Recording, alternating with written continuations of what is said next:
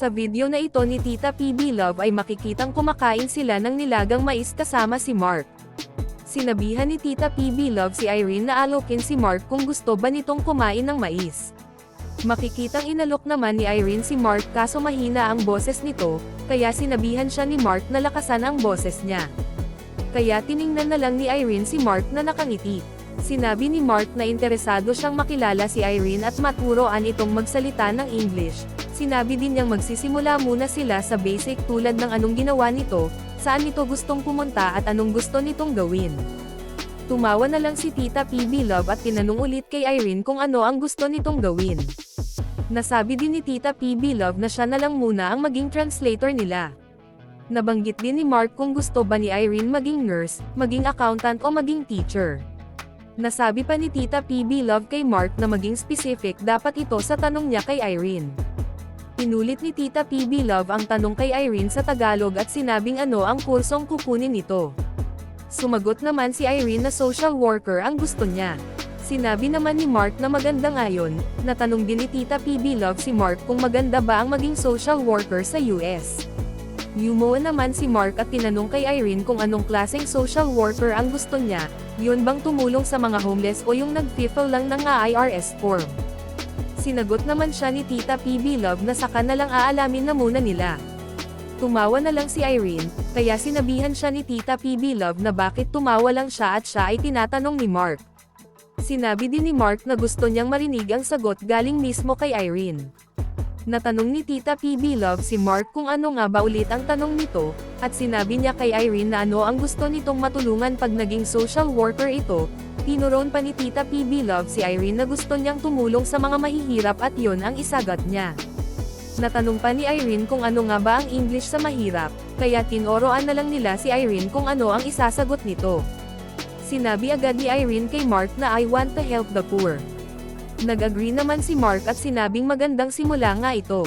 Tinanong din ni Mark si Irene kung anong bansa ang gustong makita nito, tulad ng mga lugar na Australia o kaya ay Tokyo sa Japan, o kaya ay gusto nitong umakyat sa mga bundok ng South America. Dagdag pa ni Mark na gusto niyang makita ang buong mundo, kaya tinanong ulit niya si Irene kung ano ang gustong makita nito tulad ng Great Chili Alam ng Antarctica. Sumagot naman si Irene at sinabing I wish to go to America. Natanong din ni Mark si Irene kung gusto ba nitong makita ang mga bundok at ang snow. Sumagot naman si Irene ng oo, kaya sinabi niya kay Irene na magsuk ito ng makakapal. Nagbiro din si Mark na karamihan ng Filipino ay hindi alam gawin yon. Natanong din Mark kung gusto din ba ni Irene pumunta sa bandang Midwest at makita ang mga lugar tulad ng Crater Lake. Nagsalita naman si Tita PB Love at sinabing gusto ni Mark sa mga bundok. Sinang-ayon na naman ito ni Mark at sinabing gusto niya sa mga bundok at magubat na lugar. Makikitang nagpapaturo si Irene kay Sir Jun kung paano siya sasagot sa English, kaya nagbiro na lang si Mark at sinabing andyan siya at maririnig niya. Sinabi din naman ni Irene na gusto niyang makakita ng mga bagong lugar. Sinabi naman ni Mark kay Irene na may mas malaki pang lake doon na ang tawag ay Lake Taco at kung may alam ba si Irene dito, at kung gusto ba niyang makita ito. Maririnig namang sinabi ni Teacher Jun na gusto niyang makita ang Lake Taco. Inulit naman ni Tita PB Love kay Irene ang tanong ni Mark kung gusto ba nitong makita ang Lake Taco. Nagbiro naman si Mark ng pabulong at sinabing sugal at tinanong si Irene kung gusto ba nitong magsugal. Nakatingin lang si Irene kay Mark na nakangiti. Tanong ulit ni Mark if gusto ba ni Irene pumunta doon.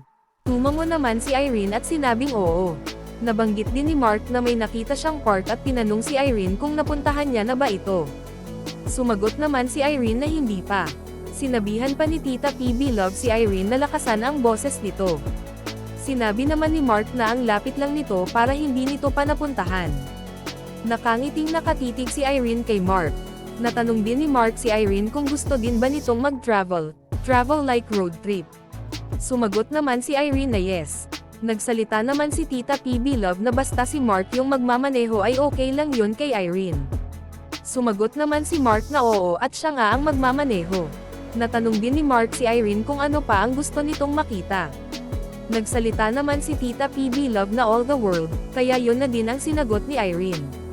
Natanong pati ni Mark kung gusto ba ni Irene ang mag-swimming, agad namang sumagot si Irene ng yes. Nabanggit din ni Mark na kakaiba ang swimming sa California at malamig ang tubig doon. Natanong din ni Tita PB Love si Mark kung gusto ba nitong mag-swimming. Sumagot naman agad si Mark at sinabing I love to swim. Natanong naman ni Mark si Irene kung sakali anong gagawin nito sa Amerika. Sumagot naman agad si Tita PB Love na aalagaan kita. Hindi agad ito nakuha ni Irene kaya tumingin ito kay Teacher Jun. Sinabi din naman ni Sir Jun kay Mark na sinabi ni Irene na aalagaan niya ito. Sabi pati ni Tita PB Love na si Sir Jun na yung translator.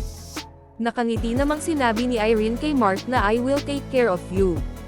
Dinagdagan naman ito ni Tita PB Love ng pabiro na forever and ever. Tuwang-tuwa naman si Irene at inulit itong sinabi kay Mark na nakangiti.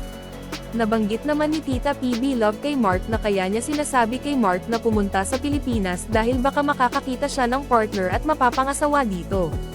Sumagot naman si Mark na posible nga at lahat ng bagay ay posible mangyari. Sinabi naman ni Tita PB Love kay Mark na gusto niyang makahanap na ito ng partner. Dagdag pa ni Tita PB Love hindi niya sinasabing si Irene o kung sino man pero isang taong totoong mamahalin at aalagaan ito. Sumagot naman si Mark na yun din ang gustong gawin nito ang makahanap ng taong mamahalin at aalagaan din niya habang buhay. Nabanggit din ni Tita PB Love na matagal na niyang sinasabihan si Mark tungkol dito. Dagdag pa niya na walang pamilya si Mark at adopted son niya ito. Sinabi naman ni Mark kay Irene na gusto ni Irene ang mag-travel sa Amerika kaya gusto niyang marinig si Irene na magsasalita kung anong alam nito sa English. Nagsalita naman si Tita PB Love at sinabi niya kay Mark na baka pwede din niyang maturuan si Irene. Inulit naman ng tanong ni Tita PB Love si Irene kung anong nga ba daw ang alam nito sa salitang English. Sinabi naman ni Mark na minsan ang pagre-relax at ang pagbibigay ng ekspresyon ay nakakatulong. Sumagot naman si Irene na kunti lang talaga ang alam niyang salitang English habang nakangiti itong nakatingin kay Mark. Sinabi naman ni Tita PB Love na ang extra job ni Mark ay ang matulungan si Irene na makapagsalita ng English. Sumagot naman si Mark na kaya niyang gawin ito, at magsisimula muna sila sa mga basic. Kaya sinabi ni Mark kay Irene na sabihin muna nito kung anong alam niya para alam din ni Mark kung saan ito dapat magsimula. Lumingon si Irene kay Teacher Jun kaya sinabihan siya ni Teacher Jun na sabihin ni Irene kung ano lang ang alam niya para mapag-usapan nila at magkaintindihan silang dalawa. Sinabi naman ni Irene na ang alam lang niya ay ang mga salita tulad ng how are you at what are you doing, kaya natanong ni Mark sa kanya kung naiintindihan ba niya ang mga sinasabi ni Mark. Sumagot naman si Irene na kunti lang ang naiintindihan niya. Kaya sinabi ni Tita PB Love kay Mark na dapat dahan-dahan lang ang pagsasalita nito. Kaya nag-slow-mo ng salita si Mark at ngumiti naman si Irene nang marinig ito. Natanong din ni Mark si Tita PB Love kung may television ba sila Irene at makakatulong ito sa kanya, manood ng English na TV show para matuto.